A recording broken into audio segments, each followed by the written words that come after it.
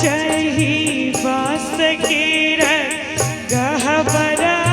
दीनानाथ सुमिरन ला कल के मार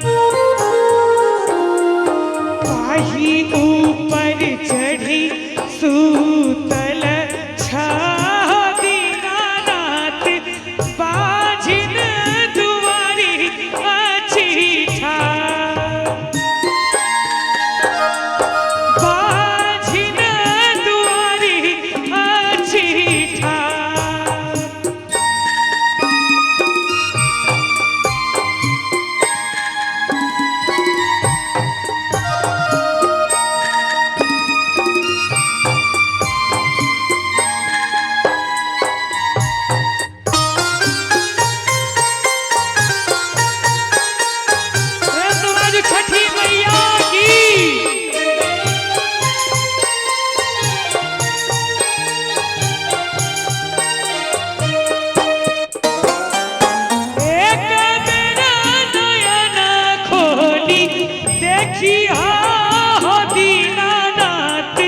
कोने संकट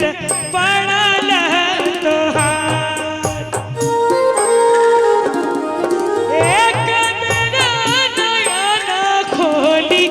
देखी हो दीनानाथ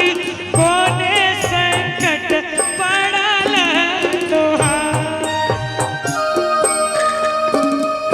पुत्र संकट पड़ल